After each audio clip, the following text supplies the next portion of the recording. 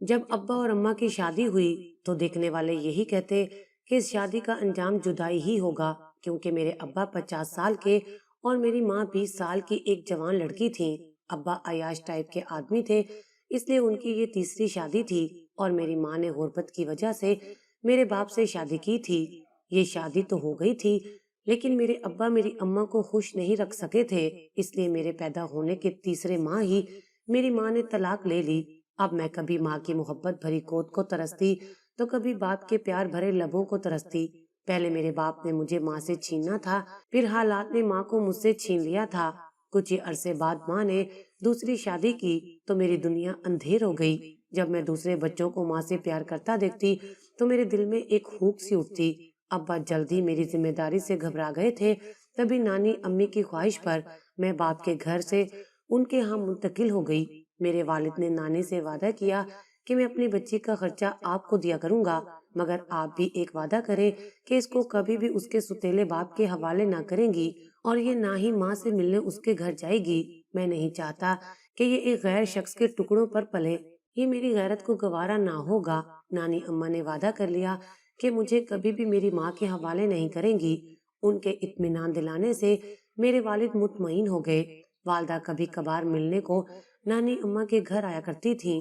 جب ان کو پتا چلا کہ میں ان کی ماں کے ہاں آ گئی ہوں تو وہ خوش ہو گئی۔ وہ بولی، ہمیشہ کی جدائی سے کبھی کبھار کا ملنا پھر غنیمت ہے، چلو اس بہانے بیٹی کی صورت تو دیکھ لیا کروں گی۔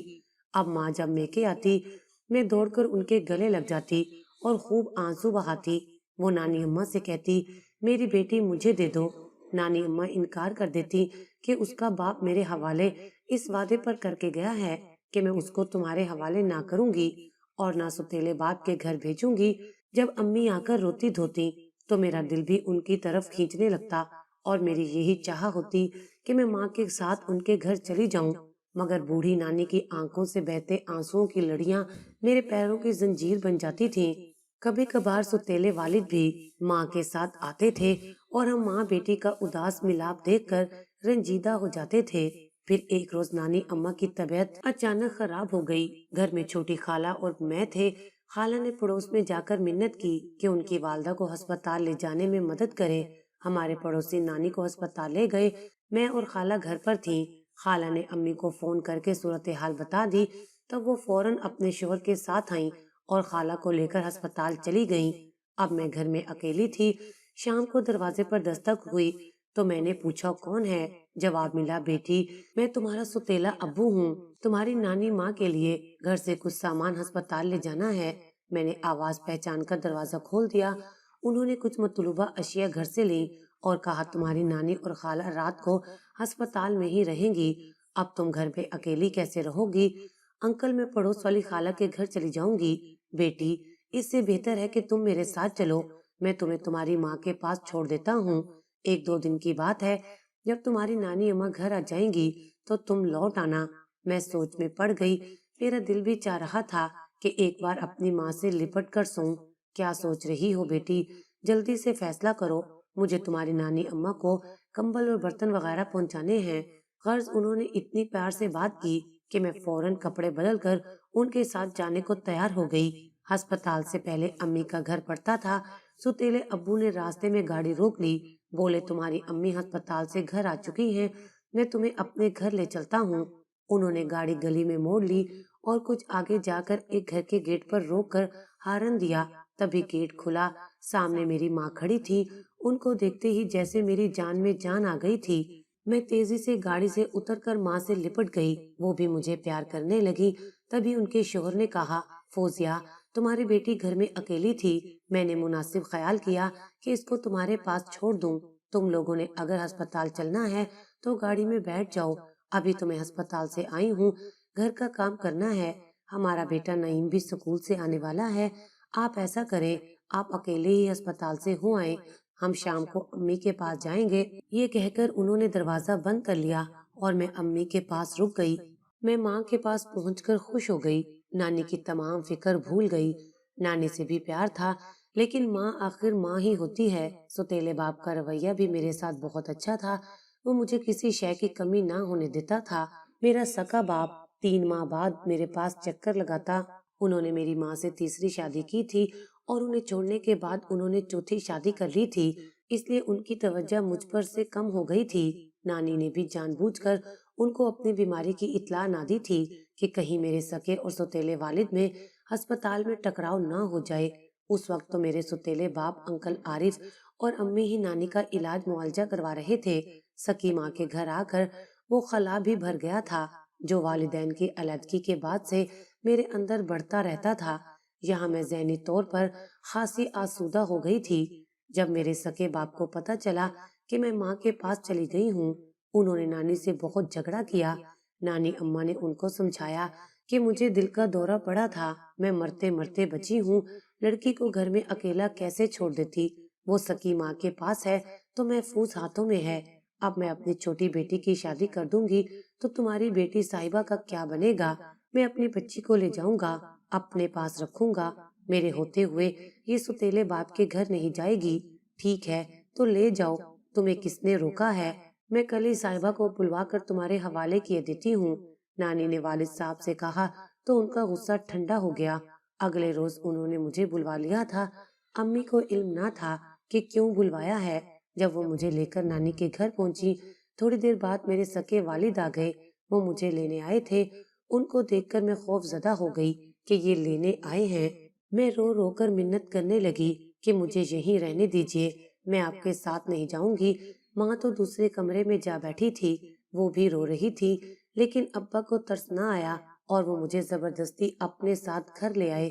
انہوں نے اپنی ضد پوری کر لی، مگر ان کی چوتھی بیوی نے مجھے دیکھ کر تیوری چڑھا لی، بولی کہ اسے کیوں لے آئے ہو، یہ میری بیٹی ہے، تمہیں کیا تکلیف ہے؟ والد نے سختی سے کہا تو ان کی بیوی خاموش ہو گئی، مگر اس کا سلوک میرے ساتھ اچھا نہ تھا۔ میں 2 ماہ میں ہی سوکھ کر کانٹا ہو گئی۔ اگرچہ والد خیال کرتے تھے، کسی شے کی کمی نہ ہونے دیتے تھے، توجہ رکھتے تھے، اور یہی باتیں سوتیلی ماں کو بری لگتی تھیں۔ 4 سال میں اپنے سکے باپ کے پاس رہی۔ اس دوران سوتیلی ماں نے ایک پل بھی مجھے سکون کا سانس نہ لینے دیا، اسکول داخل نہ کروایا، گھر کا سارا کام مجھ سے کرواتی، اپنے تینوں بچوں کی آیا بنا دیا۔ والد نے یہاں تک بھی برداشت کر لیا، لیکن ایک دن وہ اچانک گھر آ گئے۔ اس روز میری سوتیلی ماں نے مجھے ڈنڈے سے مارا تھا۔ میرے بازوؤں پر نیل اور سر پر چوٹ کے نشان دیکھ کر وہ گھبرا گئے تھے۔ روتا دیکھ کر اپنے کمرے میں لے گئے اور کہا بیٹی ڈرو نہیں، آج سب کچھ بتا دو کہ یہ عورت تمہارے ساتھ کیا سلوک کرتی ہے۔ میں نے رو کر بتا دیا کہ یہ مجھے مارتی ہیں اور بہت ذلیل کرتی ہیں، کھانا بھی باسی دیتی ہیں جس سے میرا پیٹ خراب رہتا ہے۔ اب والد کو احساس ہوا کہ انہوں نے مجھے گھر لا کر غلطی کی ہے۔ میں نانی امی کے پاس ہی ٹھیک تھی، بے شک وہ کمزور اور بیمار تھی، مگر چھوٹی خالہ مجھ سے بہت پیار کرتی تھی، ہر طرح سے خیال رکھتی تھی۔ ابا کہنے لگے تیار ہو جاؤ، میں تمہیں تمہاری نانی ماں کے گھر چھوڑ کر آتا ہوں، اس جاہل عورت سے تو میں واپس آ کر نپٹوں گا۔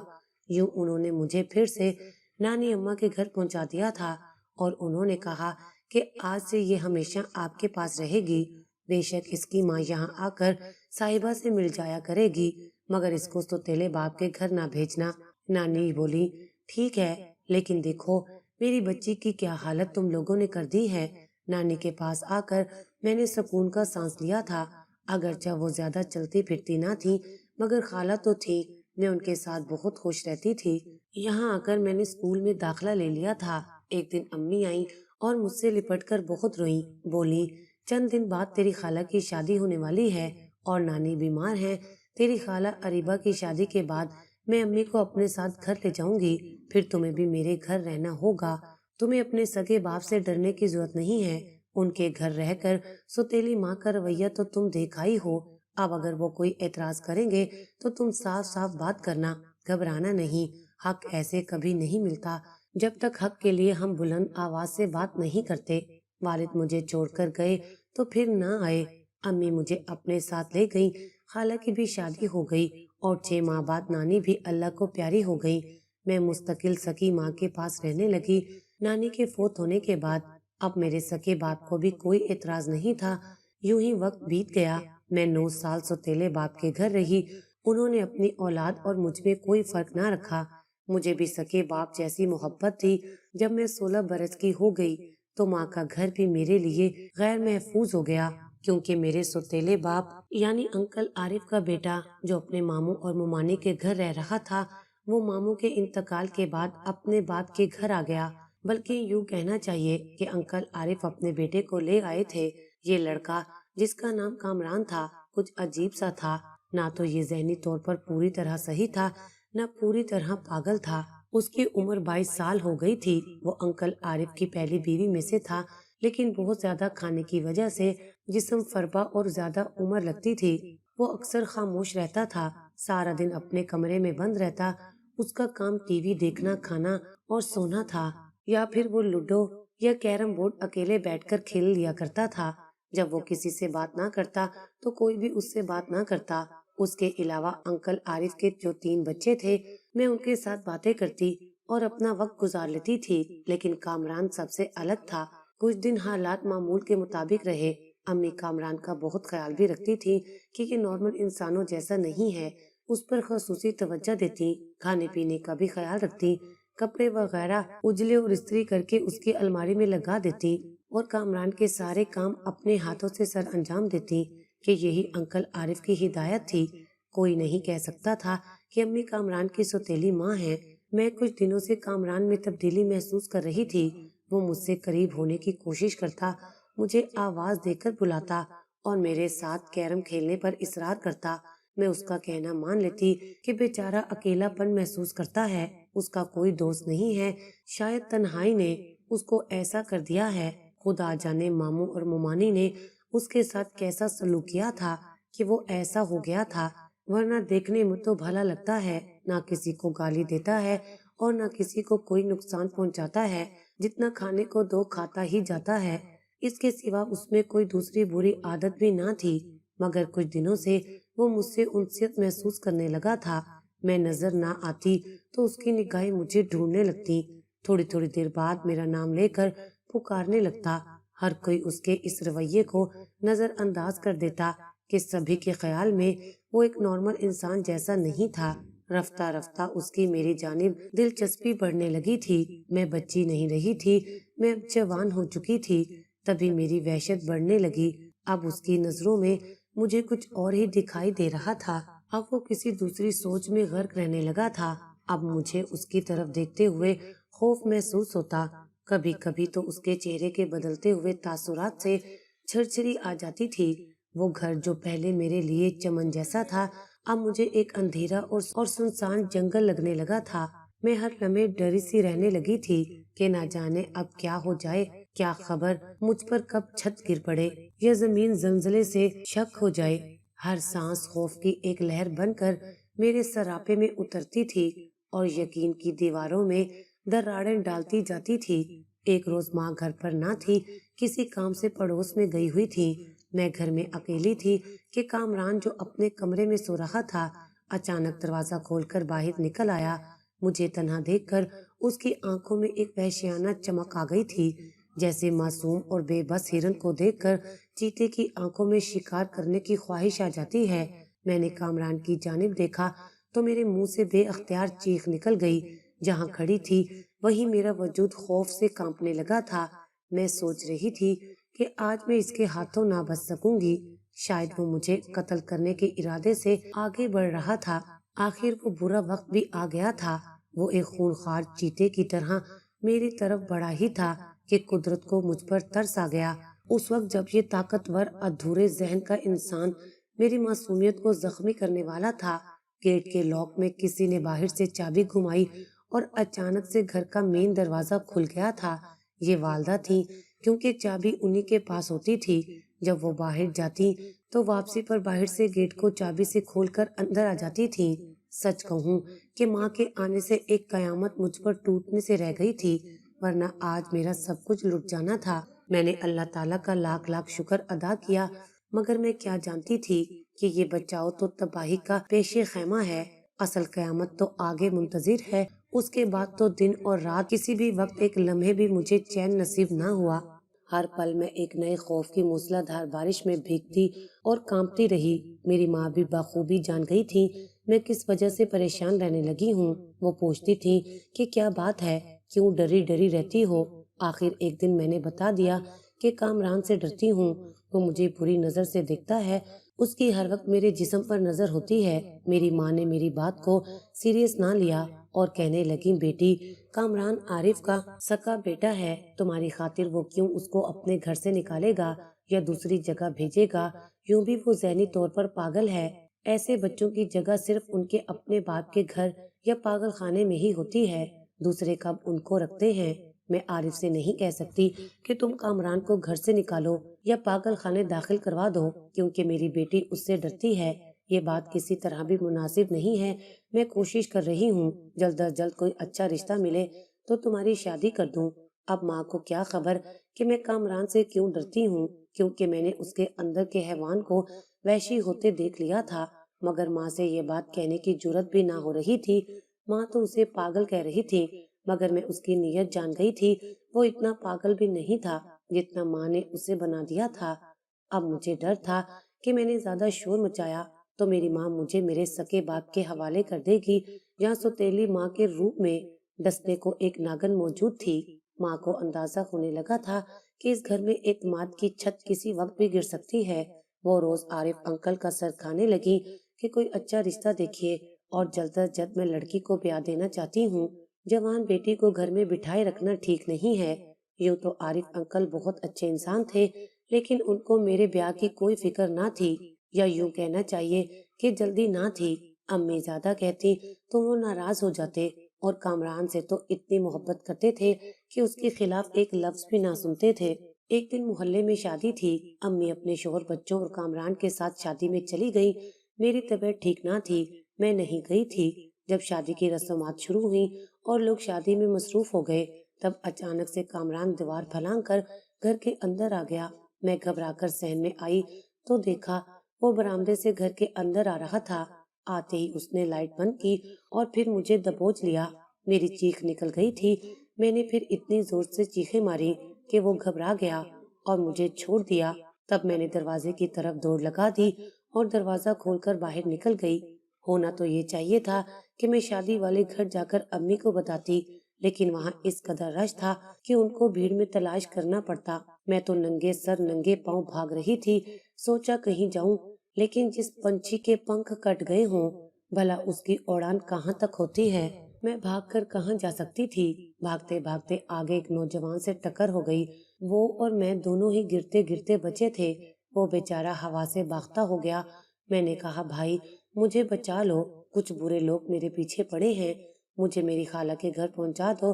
تمہاری خالہ کا گھر کہاں ہے؟ اس نے سوال کیا۔ میں نے پتہ بتا دیا۔ خالہ کا گھر زیادہ دور نہ تھا۔ کہنے لگا، اچھا میری گاڑی سامنے موجود ہے، تم اس میں بیٹھو، تم جہاں کہتی ہو میں پہنچا دیتا ہوں۔ دراصل وہ میرے خالو کا رشتہ دار تھا۔ میرا پتہ بتانے پر اس نے سمجھ لیا تھا کہ یہ صحیح کہہ رہی ہے۔ وہ مجھے خالہ کے گھر لے آیا۔ جب خالہ نے مجھے وحشت زدہ اور اس حال میں دیکھا تو دنگ رہ گئی۔ بولی، صاحبہ کیا ہوا ہے تجھے؟ اور یہ تو اس وقت رات کو سر پر دوپٹہ اور نہ پیروں میں چپل، ایسا کیا ہو گیا جو تو اس طرح گھر سے بھاگ آئی ہے؟ میں نے کہا، سب بتاتی ہوں، خالہ دم تو لینے دو اور ان کا شکریہ کہو جو مجھے یہاں تک لائے ہیں۔ اب خالہ نے اس نوجوان پر توجہ دی اور بے اختیار ان کے منہ سے نکلا، ارے یہ تو شہباز ہے۔ شہباز تم یہاں؟ ہاں خالہ، مجھے یہ لڑکی ڈری سہمی ہوئی ملی تھی۔ آپ کے گھر کا پتہ بتایا تو میں سمجھ گیا کہ یہ معاملہ سنجیدہ ہے، میں اسے آپ کے پاس لے آیا۔ شکریہ بیٹا، شاید تم جانتے ہو کہ یہ میری بڑی آپا کی بیٹی ہے۔ تب مجھے پتہ چلا کہ وہ میری خالہ کے شوہر یعنی میرے اکلوتے خالو کا بھانجا تھا۔ خدا نے مجھے اور میری عزت کو بچانا تھا، اس لیے یہ فرشتہ میرے راستے میں آ گیا تھا۔ ان کا گھر بھی وہیں ہی تھا جہاں میں بھاگتے بھاگتے ان سے ٹکرائی تھی۔ شکر کیجئے کہ اس کہانی کا انجام بڑا ہی خوشگوار ہوا تھا۔ یوں کہ جب میں نے ساری بات خالہ کو شہباز کی موجودگی میں بتائی تو ان کے دل میں نیکی کی شمع جل گئی تھی، اور یوں خالو جان نے خالہ کے خیال کی حمایت کرتے ہوئے شہباز کے والدین کو راضی کر کے میری اس کے ساتھ شادی کرا دی۔ جو تحفظ نہ مجھے باپ کے گھر ملا اور نہ ہی ماں کے گھر ملا تھا، وہ مجھے خالہ اور خالو کے ذریعے شہباز کے گھر میں مل گیا تھا۔ میری شادی پر میرے ماں باپ دونوں کو کوئی اعتراض نہیں تھا۔ میں نے بڑی مشکل سے یہ وقت کاٹا تھا۔ سچ ہے کہ شوہر اچھا ہو تو اس کے گھر سے بڑھ کر کوئی پرامن جگہ اور شوہر سے بڑھ کر کوئی بہتر محافظ نہیں ہوتا۔ شہباز نے میری زندگی میں آ کر میری زندگی کو خوشیوں سے بھر دیا تھا۔